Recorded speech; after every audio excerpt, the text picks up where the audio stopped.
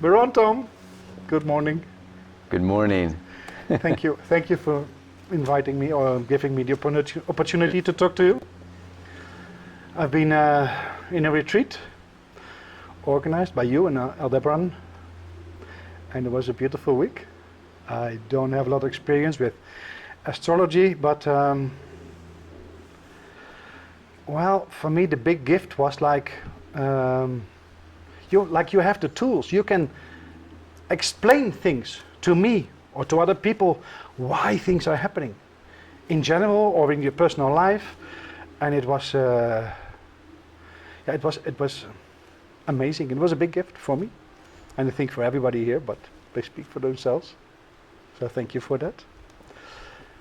But within your chart readings, when you read, you use words which really hit something inside of me. Like you're using words like not my will but thy will, and unconditional self-love. What does that mean in your life? Not my will but thy will. How do you practice that?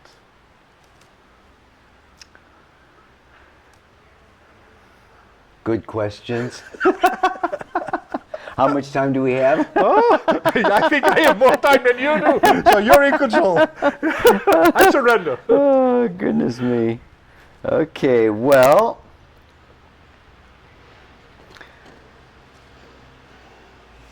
where these questions come together, right? Unconditional self-love and not my will but thy will, where they come together, to me, is the kind of the axiom or the basis of astrology. As above, so below. Yeah. As without, so within. Yeah. The macrocosm mirrors the microcosm, so that it's not cause and effect. It's not Newtonian physics that the planets are doing something to us, but rather it is quantum physics where we are all in the field and the planets are reflecting what we are reflecting it. So there is this whole kind of a hologram occurring, yeah. And so when we look at the where everything was at the time we were born, and then this is where it kind of comes into my yoga practice and my spiritual beliefs. Yes, when we draw in that first breath, this is prana, this is spirit, this is life. We come out of the infinite spiritual world of oneness into a separate individual physical third dimensional body. That's the moment that we chose on an unconscious spiritual plane or level. Yeah. And I often say, I mean, I was raised Catholic. I went to the seminary, and that may come into the conversation later. Okay, but some say with the help of angels, with the help of other spirit beings that have an even greater awareness of our needs to evolve, what we need to grow, the gifts that we have to bring and give and share and teach and heal. These are all the sole intentions of why we come into this body. So there is this, okay, as above, so below, this not my will but thy will. Let's look at that one first of all. You know, I mean, what I also say is that we are infinite spiritual beings. Out of the infinite spiritual oneness, we become an individual soul, like an individual ray of light from the sun. So we are unique and individual, and also connected with the law of one, with everything that is. And then that individual soul comes into a physical body and creates an ego. The conscious mind. Now the conscious mind is just the manager of the body. and it is a very small percentage of our totality. I like to look at it as the tip of the iceberg. In Search of the Miraculous, Ouspensky wrote about Gurdjieff, and he said we use less than 10% of the mass of our brain consciously. So we could say that our soul is this 90% of the iceberg that's underwater. Our conscious ego is this little 10%. And so when we look at our birth chart, we're looking at the unconscious. Yeah. We're looking at our soul, which then connects us to our spirit. So, and this spirit then is thy. When I say thy will, I am talking about so many different people use so many different words. I like creator. Yeah. I like source. I like all that is. So some people will say God, Christ, Allah, Buddha. You can come with many different kinds of names, but my feeling is that it is the source of creation. So what I want to be doing is when I say not my will but thy will, when I say my will, I'm talking about my conscious ego, little 10% of even my soul, which is like only a tiny drop of water in the ocean of consciousness. Yeah. So I'm wanting to align my conscious decisions, choices, and ego with a deeper, vaster, what I call divine intelligence. I believe that there is a divine intelligence. And my ego can get distracted, it can get misaligned, it can go off course, it can, fall into temptation, or however you look at it, right? Sin just means to err. Yes, if we look at the Latin and the underpinnings, right? So we make mistakes. Yeah, we don't need to judge them or be. So that's the desire that I carry in my life, and that I try to teach, particularly more Aquarius and Pisces, Neptune and Uranus. There's more aspects in the chart where some souls, in this life are prepared to do that more than others. So I would mention that in a chart reading to someone if I saw that in their blueprint. Yeah. Now, so that's not my will but thy will. Then we also look into this drinking of the cup of unconditional self-love. And that unconditional self-love, I feel, is lacking miserably. Oh yeah. That's a global path. Due to 6,500 years of patriarchal, socio-cultural, religious conditioning, where we have, patriarchal religions, that, wrote the Bible and created this Adam and Eve getting kicked out of the garden and original sin. And, so many of the, whether it's the Quran or the Bible or whatever book you're looking at, it's from the patriarchy.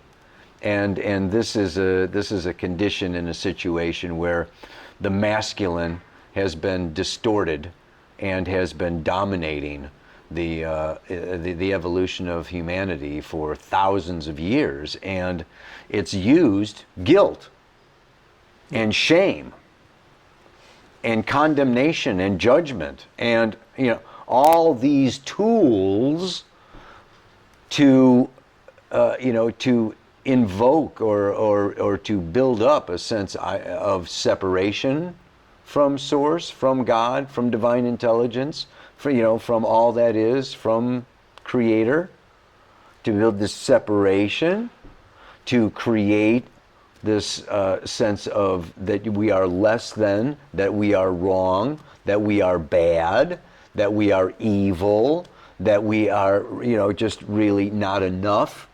We are not adequate. We are dumb. We need an intermediary like a priest, to even interpret, to tell us what the Bible says. It's like, don't even think that you can understand. Yeah. I mean, this age of Pisces, especially the last 2,000 years, the age of Pisces has been, just be sheep, Yeah. and follow the shepherd. So, there's just been so many, and of course, astrology and myself is based upon these laws of reincarnation, that we have all been here hundreds and thousands of lifetimes. So our souls that go on from life to life and create ego after ego after ego after ego, our souls carry with it, right, subconscious and unconscious memories. And some of these subconscious memories are that we have been, persecuted. We have been, crucified. We've been burned at the stake. We've been stoned. We've been, really shamed. We've been put in prison. There's been, we all have a soul history. And some people are more conscious of that than others, depending upon their evolutionary stage, which is another conversation. But whether it's conscious or unconscious, we're all born into, this life, carrying with us a history of being told that we are unlovable, or that we are somehow inadequate, wrong, bad, sinners. And so we are now ending the patriarchy. This is a beautiful time in the history of humanity. I mean, and it's going to take 500 years in my estimation. Okay. Yeah. I say really from 1776. So that's quite a year. say 1750. Yeah, to 2250. Okay. It's a 500-year stretch. To me, this is a transitional period. Coming out of this male-dominated, conquering, controlling, competitive, aggressive, assertive, masculine, macho energy, into a more balanced, harmonious, yin-yang, breathing. That's another. But so this is now, I'm seeking to help dismantle this hierarchical, that there are some better than others, and there are some above others, and there are some the age of Aquarius, actually, which is 2,000 years long, is about creating a level playing field. Yeah.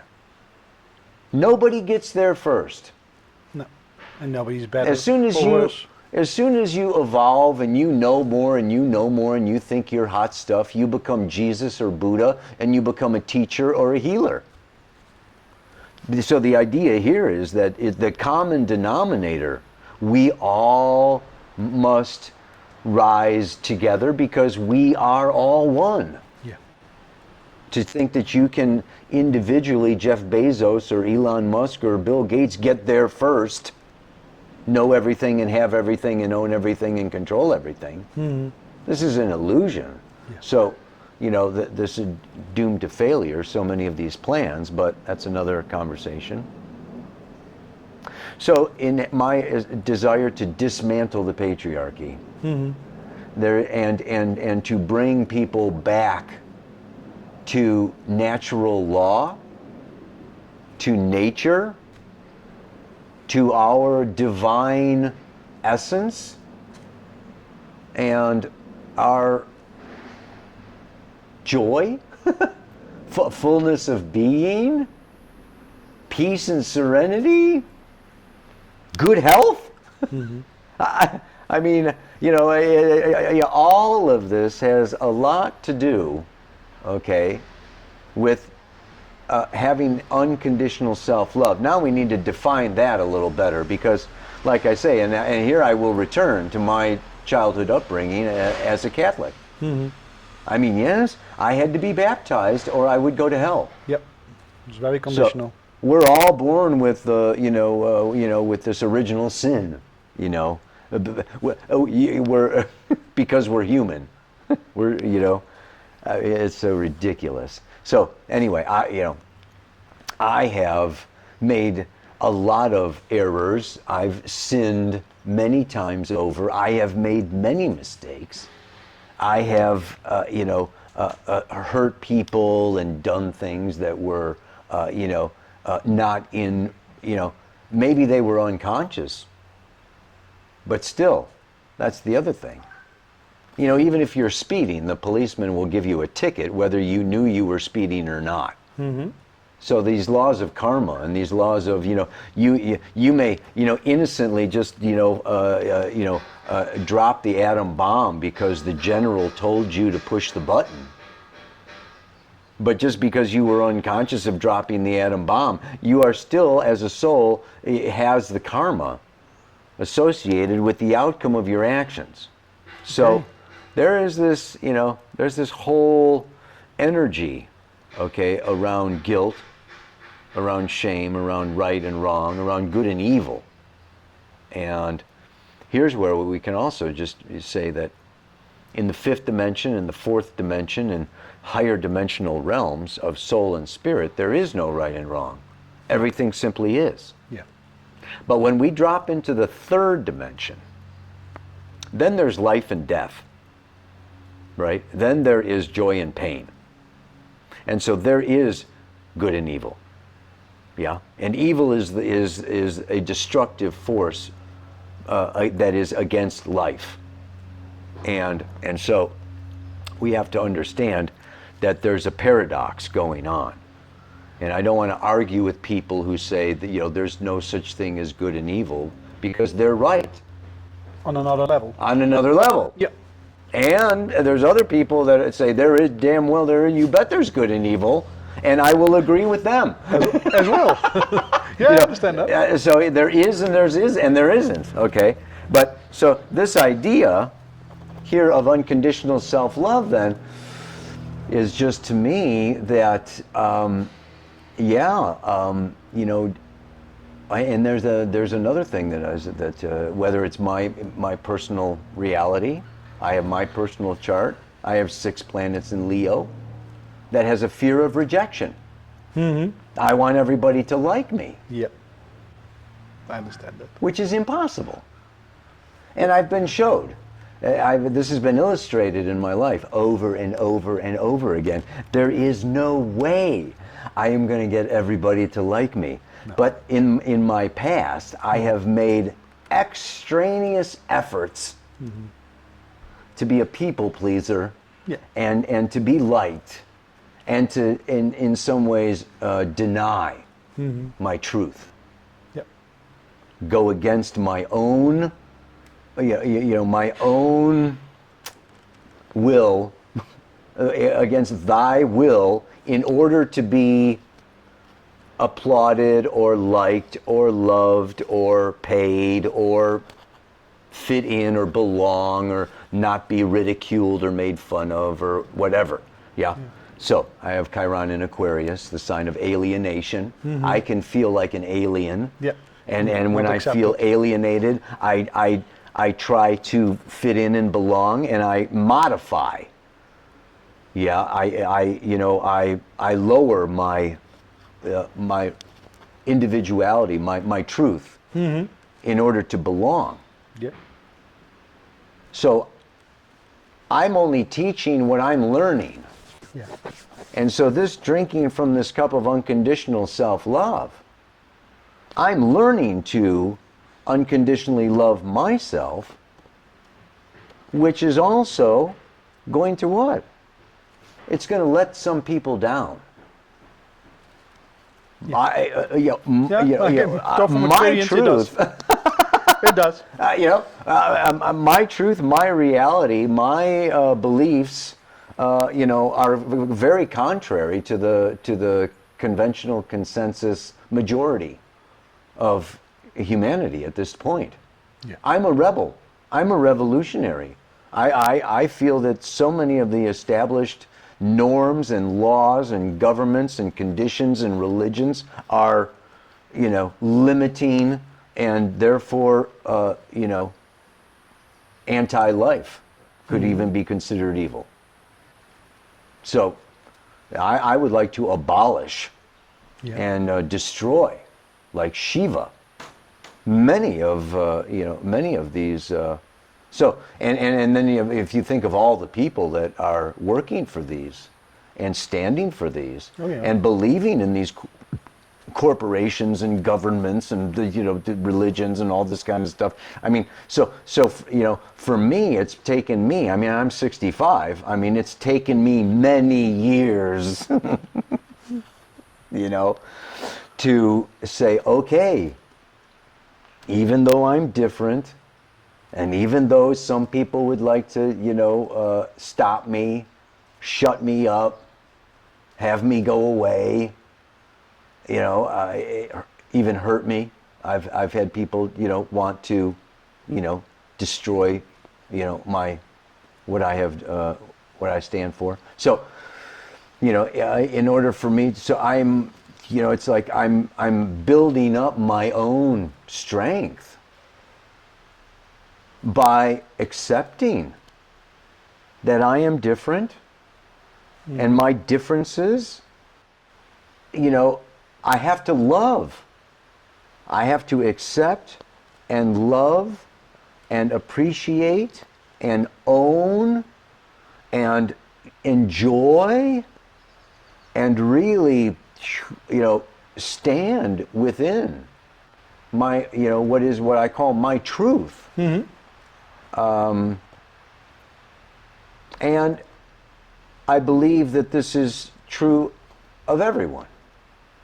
Yep. That we are all, like I say, these rays of light emanating from the source of light, and we are all unique, and we are all different, and we are all individual, and we all have different purposes, and we're all evolving different strengths, and paying off certain karmic debts, or we all have our challenges. So we're all different and unique, and I think it is in everyone's best interest to come into a place of letting go of the guilt and the shame and the inadequacy and the ignorance and the blah, blah, blah, blah, and all the stories, the conditioning that parents and teachers and preachers and society and governments have laid onto people, because it is disempowering. It makes them sick. It weakens them.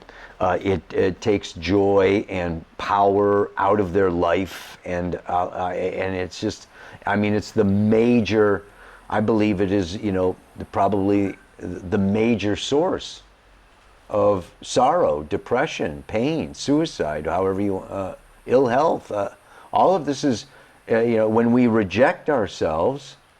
When we feel guilty or ashamed of ourselves or inadequate or wrong or bad, that all works into our endocrine system and our, our whole, our whole spiritual, mental, emotional, physical bodies are affected by these attitudes and beliefs. So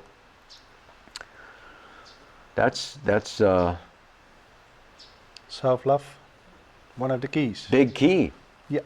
Yeah, for me, it's, did you see the video I made for the group? Did you watch that? What you put in the group? I can't say that I have. Don't worry. I'm sorry. You're a busy man. But it's sorry, about, in the video I tried to explain to the people of the course how the mechanism works and how self-destructive we are due to our programming, which we're not aware of. So the biggest thing that I do is make people aware of their own survival behavior, which is in the end very auto-destructive. And I can teach them because I've had some. I can say I've been there. So for me, well, unconditional self-love is like, being able to unconditionally accept other people or situations. It keeps me away from judging or from anger. But I must also say it's something that I found out when you free yourself of that anger inside of you, or that frustration, or that sense of guilt or shame or sadness, or I'm not good enough. When you free yourself of that gives a lot of inner peace, and you become a lot more unconditional, because you learn to accept yourself and you don't need something in return. But it also takes away a lot of motivation. I was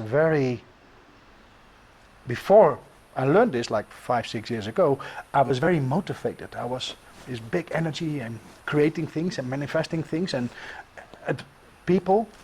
And then when you find that inner peace, at least in my situation, it was like I needed to reconnect with motivation again. I was just letting go, so I was accepting, and then I can't stay in that level all the time. I fall away, but so maybe when people learn to love themselves more, they will lose motivation as well. So in the beginning, after the thing I learned, I was like, oh, I need to tell everybody. I've got a big gift to tell you. I have wisdom I can share with you, and I feel this, and please listen to me, and let me empower you or make you more wise about yourself. So I was a kind of a preacher man, and now I'm more responding to needs of people, but at the same time I understand it's not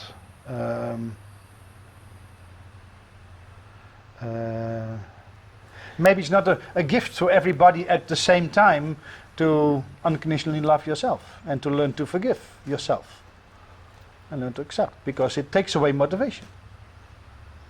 I mean, astrologically, it's associated with Venus and Taurus in the second house. You know that. Which is it's very feminine. Mm. It is about receiving. The feminine energy is the receptive energy. And it is a fixed earth sign, which can also lead to indulgence, hedonism, self-pleasuring. So it is, so it's one of 12 keys. Yeah. If we look at these 12 different archetypes as the 12 keys, and yes, so it's one piece, I would say, of a puzzle. Yeah. But if it is the only piece, then you will, like you're saying, the fixed earth can be like sitting bull and just. Yeah. And lose that motivation. But, another thing that I just thought of, is also that, in so many ways, like they say that this is all Maya, and it's also all a projection. Mm-hmm. And it's, what we see in our relationships is a mirror of our relationship to myself. So if I'm self-critical, I attract a critical partner. If I don't love myself, I might not even have a partner. Mm-hmm. Or get a partner who doesn't love herself either. And vice versa. Yeah. The more I love myself, the more I am able to love. The more I forgive myself, the more I'm able to forgive. The more compassion I have for myself, the more compassion I can have for the world and for everybody else. So there is this whole kind of mirror thing.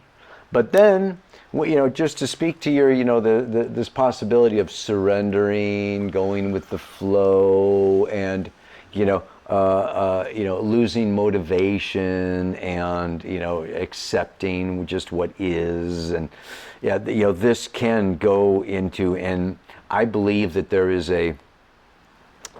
it's almost like changing gears in a car. You hit the clutch, and you take that out of gear. Yeah. And so when you're driven by certain ambitions, drives, desires, I mean, and then you go, oh, it's about unconditional self-love. I think that's about you're changing gears. Yeah. And there's a necessary disengagement from your old modus operandi, your old way of living, of being, of your identity, what you identified yourself as, as an occupation or as a, family member or as a community member. So our identity goes through changes. But then I also feel like you come to this 0 point. You come to that 0 point. And from that 0 point, we know that just like a sine wave, or just like the seasons, or just like a cycle, everything evolves according to cycles. You're going to come down to that 0 point, and guess what? You will rise again. and here is where the other motivation comes in. I think that part of our conditioning is that we are taught to be selfish. We're taught to survive. Yeah. We're taught to get rich. I agree. We're taught to win. We're taught to be famous. We're taught to and the more powerful you are, the more of a winner you are, and the better you are, and the more you succeed. So part of our programming also, is about this Martian, patriarchal, masculine energy of doing and acting and achieving. And when we step out of that gear, then we have to find another source of motivation. And this just weaves us right back around to not my will, but thy will. Yeah. And then when you start living for other people, and then it's not about my comfort, it's not even about my joy or my success or my bank account or my fame or my power or but it's actually about how much I can heal, how much I can lift, how much I can serve, how much I can weave the web of oneness where there is separation. I love the prayer of St. Francis, an instrument of peace, right? Yeah. So the more that we thy will to me is bringing an awareness of the law of one, is really bringing an awareness of a multidimensional spiritual reality into this third dimensional, separate, physical, polarized world. Mm-hmm. So you change your motivation from me to we. Mm-hmm. And you are then energized and inspired to act, but it's a different engine, it's a different gasoline, it's a different source of motivation than what you had before. So that's where I think, you disengage from this I, me, my, and you go into kind of this void. Well, if it's not I, me, my, what is it? Mm-hmm. And you go into confusion. You go into the void, you go into the emptiness, you go into, oh my God, you start asking a lot of questions. Oh yes. Oh, yes. And you can get pretty scared, until you then cross the river or whatever, the Styx, and to me that then becomes the next step. Now what comes to me is like finding purpose, or I think that's the word. Maybe my English isn't good enough to give it other words. Yeah. Purpose and meaning. Mm-hmm. Sagittarius, Jupiter. Right now, Jupiter at 0 degrees of Aries. Belief, faith. We're at a new beginning. So it's particularly at the time of this conversation. Yeah, it's a time to form new beliefs. It's also a time for new initiatives? Yes. Most definitely. This is the time to, set, plans. Mm-hmm. And I'd say that, Mars is still retrograde. Mercury is going to go retrograde. Mars goes direct January 12th. Mercury goes direct shortly after. So I'd say we're going to be for the next, month or so, still in this plan, organize, stand those dominoes up in line. Okay. But by the end of January, all the planets are direct. Yeah, you told us. And February, March, April, this is going to be forward motion. Great. I mean, we're going to see a lot of initiatives, a lot of changes, a lot of, new energy really bursting out by the end of January. Wow. Yeah. Well, I kind of feel that people from my old world, from Europe, I was a businessman, are connecting with me at this moment. Jan, we're having this initiative, we have some people together, and maybe you should join in. And so you talked about it a little bit in the retreat, so I was aware of it. And I actually see it in practice. I see people connecting and like we're making preparations and let's talk online, have a Zoom meeting or whatever. And so I feel that for people for a couple of years who have been maybe underwater with their ideas or with their communication, they feel like more motivated to let's get into the light and let's communicate or let's organize or let's take initiative. Great. It's beautiful to see. But so I really relate to what you're telling me. Mm-hmm. If you, on your last Paleo report, you talked about the web of life. Is that something you want to talk about, or you would like to? Because you're obviously soon you're going to talk about it. Will you want to hit it here, or shall we leave it at rest? I mean, the web of life. I love it. I mean, the web of life is just how everything is connected to everything else. Mm-hmm. And to me, that goes beyond the World Wide Web. Yeah. Well, it's a good training tool. It's a good training tool. And I feel that there are many levels, and Rudolf Steiner, anthroposophy, spiritual science, talks about these different levels. There's the physical, which is the rocks and the stones and the trees and the plants and the animals and our physical bodies. But then there's the etheric, the etheric realm, and the etheric realm is like our life body, and it's invisible. And then you go past the etheric realm into the astral plane, or the astral realm, and we have astral bodies, right? And then you go beyond the astral. And so, when I speak of the web of life, I'm speaking of an energy. Maybe you could call it love. Yeah, you could call it life. Mm-hmm. That really penetrates multiple frequencies, multiple dimensions, that goes far beyond this Darwinian, biological or mechanical or technological. When I speak of the web of life, I speak of the totality of existence that has interpenetrating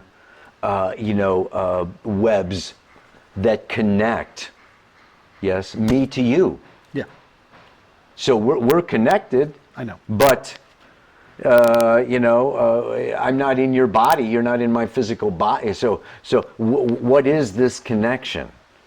And to me, it involves, the more that we meditate, or the more that we do our breath work, or the more that we do our spiritual discipline, the more that we open our third eye, or we open our crown chakra, the more we become aware of the subtle energy of the invisible, magical, spiritual web of life that connects us, so that in our dreams and in our extrasensory perception, and and we can have conversations, on the astral plane, independent, of Telegram or WhatsApp.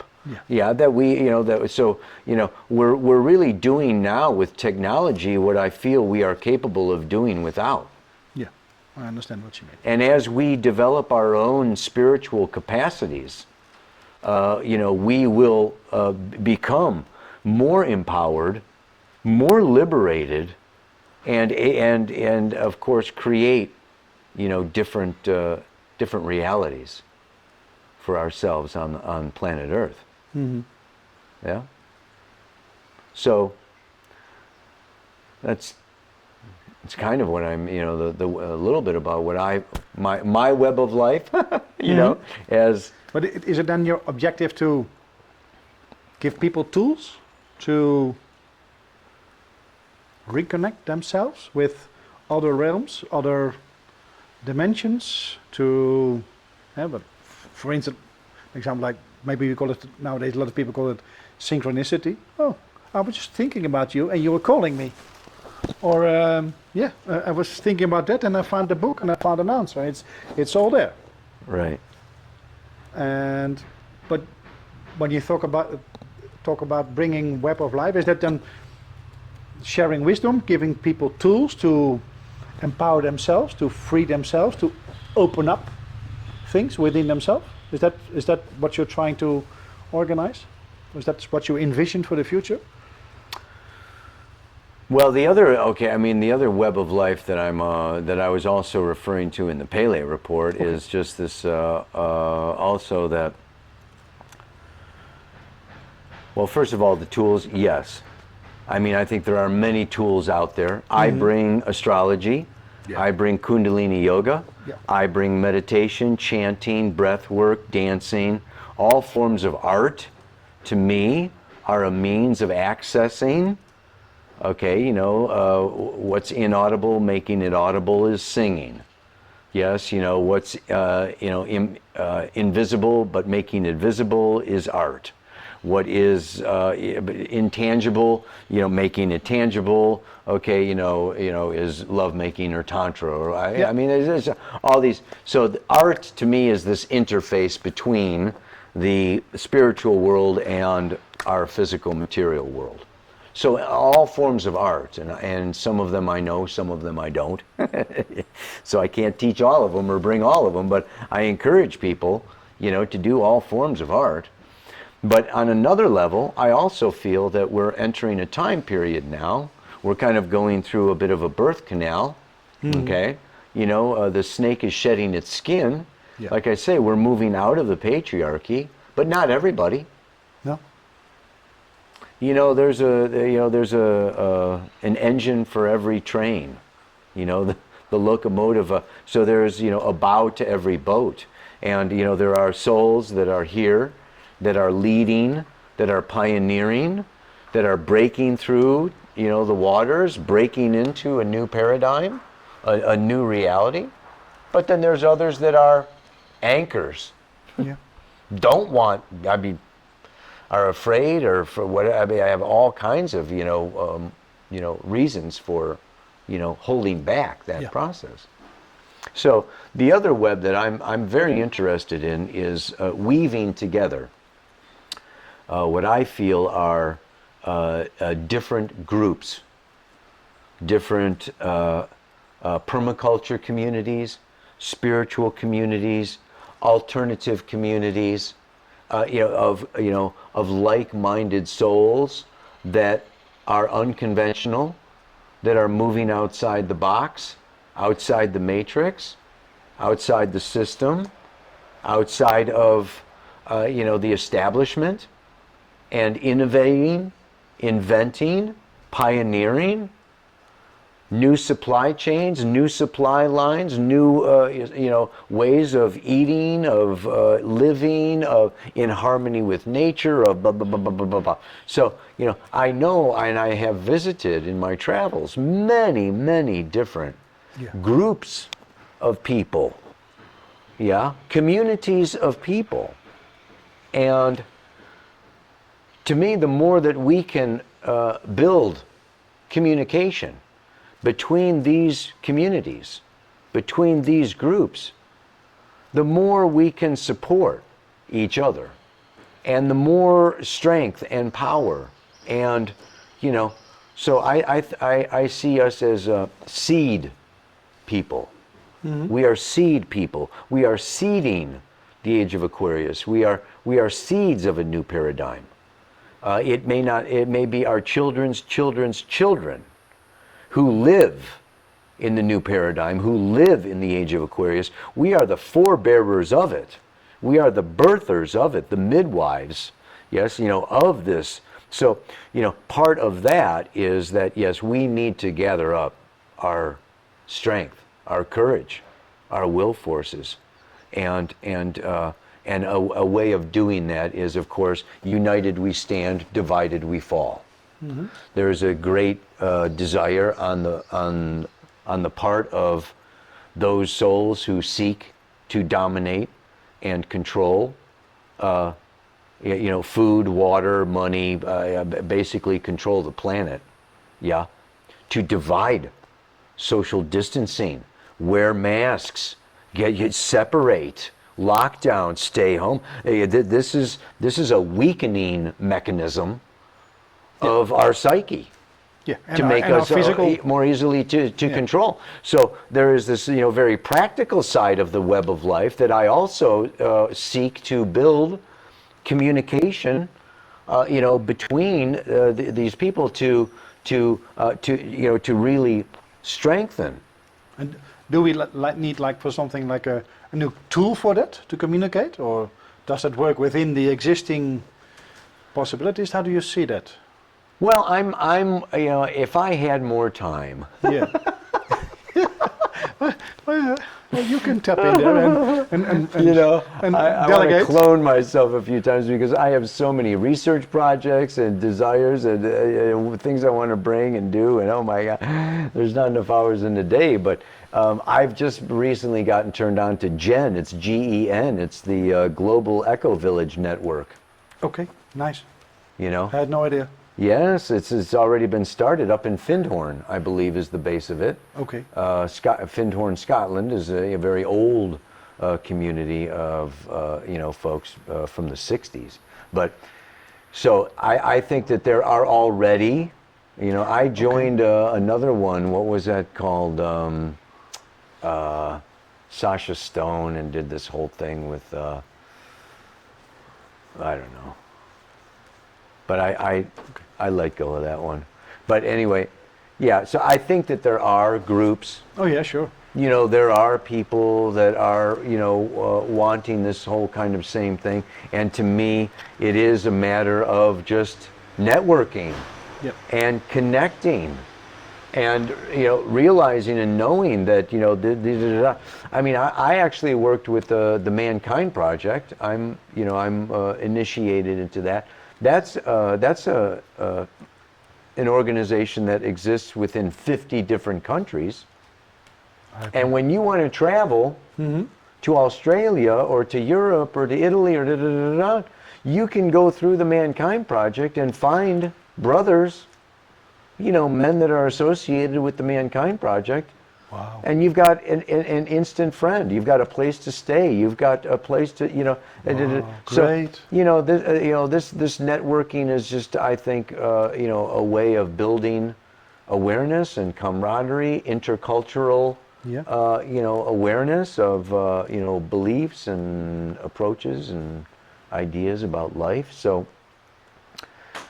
So yeah, I would, and that is with the internet. Yeah, I think that the internet serves a definite need for us right now.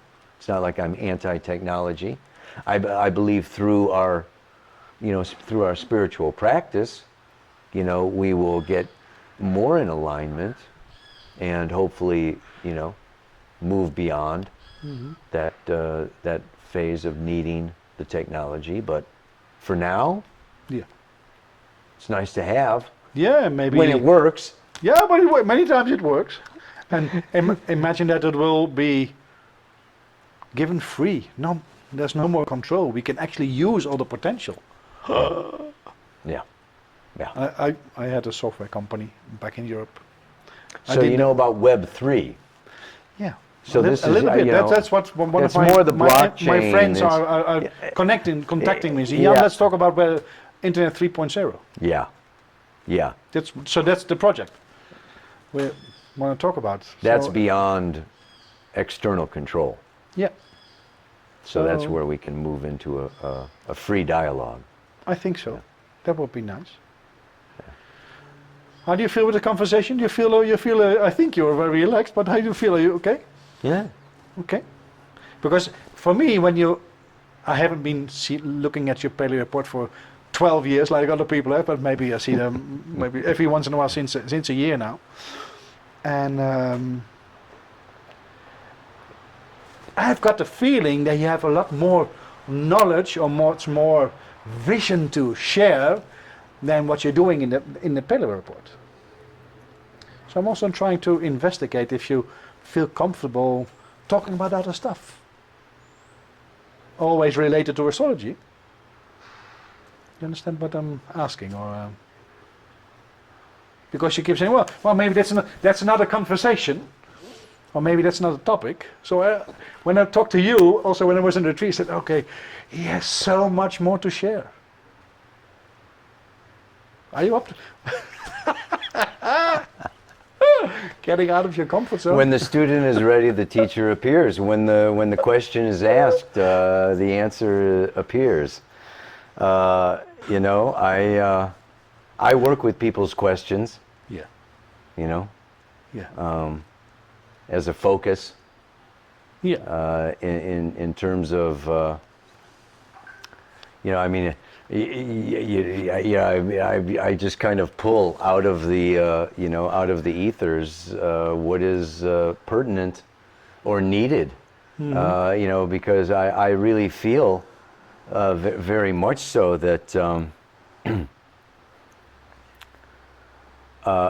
it's about meeting a need. You know, and when someone is motivated, when someone is, you know, in need, then they listen.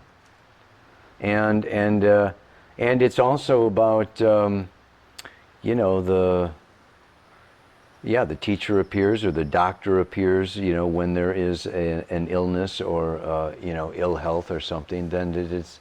So what I try to stay away from is preaching. Yeah, understand. And trying to convince or trying to convert people over to, you know, like I have the answers, or I have the way, or I am the truth, the way and the light, or what I mean, I don't.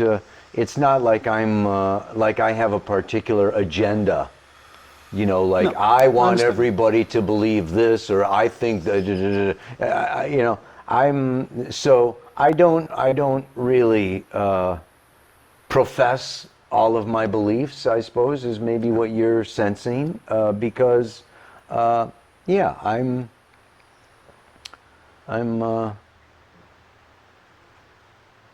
you know, I like even with astrology, I say you are your own best astrologer. Yeah. My whole, if there's anything that I want to do, I'd say I want to, you know, it's like you give people a fish and they're not hungry for a while. You teach them how to fish, and you know, they're not hungry for the rest of their life or whatever. Yeah. I am much more about empowering people to be their own source of answers than to come to me for answers. You know, so I deflect, I suppose. Okay. You know, some of Yeah, why not?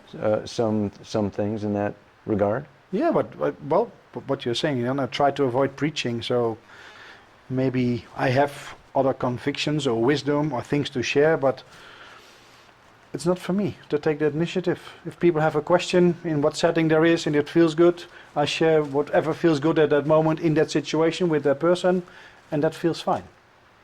Yeah, I appreciate what you're telling me. And in some ways, you know, like it's also you could call it channeling. Yeah, you know, if it's like it's not my will but thy will. Mm-hmm. So when I'm sitting here with a group of 20 people, there is a container. Yeah. There's a consciousness. There's a group. And if one of those people was not there, it changes. And if another person came, it changes. Yeah. So when I have a container, I have they call it the cloud, you know, and so you know what I speak in that container with you know within that group, you know, is definitely to specific. It's group specific. Every one of my workshops is very different. Okay. Because every group is different. Yeah. And so I'll talk about different things in different groups depending upon the group. And then of course obviously in one-on-one, you know. But now this is another situation because I don't know you know where this video is going. Neither do I. Yeah. How many people regularly watch your Pally report? I have 30,000 or something. Well, I not even get at 1%. No. Well, I have some dear friends back in Europe who are a fan of you, and they're also on the path of self-discovery and understanding themselves and the world. And so every once in a while we try to share insights and people we meet. Because there's a lot of, or maybe I should, no, let's talk for myself. Sometimes we can feel insecure because we're thinking so different, acting so different, having different perspectives on life or on situations. So and especially when you speak out, well, for many people they just put you with the garbage because I'm making them feel uncomfortable. I think, oh, then I say, okay, don't kill the messenger. And I try not to communicate judgmental. Said, oh, but you should do this, or but I was in, oh, just investigate. And if some moment in time you feel frustrated or not satisfied anymore, or you feel you have more questions than you find answers, then maybe you should look at different places or talk to different people or open up your heart or open up your mind for other perspectives. I have friends about this. So when I do the retreat with you and the people said, oh yeah, but if you speak to Kaypacha, can you talk this or get this? I say, yeah, well, let's find out. You have some big fans out of there. Hello, friends of Jan. So thank you. Wonderful. I think it was a great conversation. Thank you very much. And I think we can talk for many more, but for me this is like, that's okay. Great. Thank you very much. Wonderful. Can I do something for you? Thank you for having me. You already did. You gave me one of these mics, the mighty mic. Yeah. For my, so I can be recording. Okay. So I appreciate that. Thank you. Thank you so much. Thank you, my friend. All right. I'll lock this one up. Okay. Bye-bye, everybody. All right.